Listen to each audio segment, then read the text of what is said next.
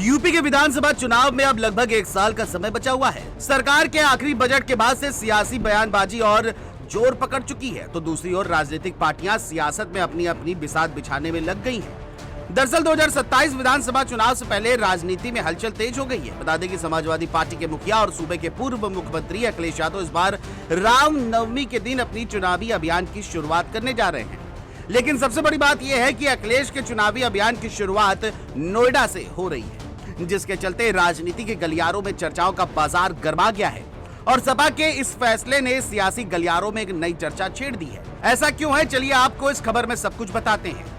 दरअसल यूपी में नोएडा को लेकर लंबे समय से एक राजनीतिक मिथक चर्चा में बना रहा है कि जो भी मुख्यमंत्री नोएडा जाता है वह 6 महीने के भीतर कुर्सी गंवा देता है और जो भी अपनी चुनावी अभियान की शुरुआत नोएडा यानी गौतम बुद्ध नगर से करता है वो चुनाव में हार जाता है। और यही वजह रही है कि अपने कार्यकाल के दौरान अखिलेश यादव नोएडा नहीं गए थे। इसके अलावा 2017 और 2022 के उत्तर प्रदेश के विधानसभा चुनावों में भी उन्होंने अभियान की शुरुआत दूसरे जिलों से की, लेकिन सत्ता हासिल तब भी नहीं कर सके। हालांकि ठीक इसके उलट योगी आदित्यनाथ ने यह मिथक तोड़ा और नोएडा से प्रचार की शुरुआत की और सत्ता हासिल की। लेकिन अगर साल 2012 के चुनाव से पहले की बात करें तो अखिलेश यादव ने अपनी साइकिल यात्रा गौतम बुद्ध नगर से शुरू की थी और उसी साल सपा की पूर्ण बहुमत से जीत हुई थी। वही इसी को लेकर के अब एक बार फिर नोएडा से अभियान की शुरुआत को पार्टी इसे शुभ संकेत से जोड़कर देख रही है। वहीं नोएडा से अभियान की शुरुआत करने पर समाजवादी पार्टी के प्रवक्ता मनोज काका ने कहा कि 2012 में भी पार्टी ने यही से साइकिल चलाई थी और आगे भी ये शुभ साबित होगा और आने वाला समय बीजेपी के लिए कठिन होने वाला है।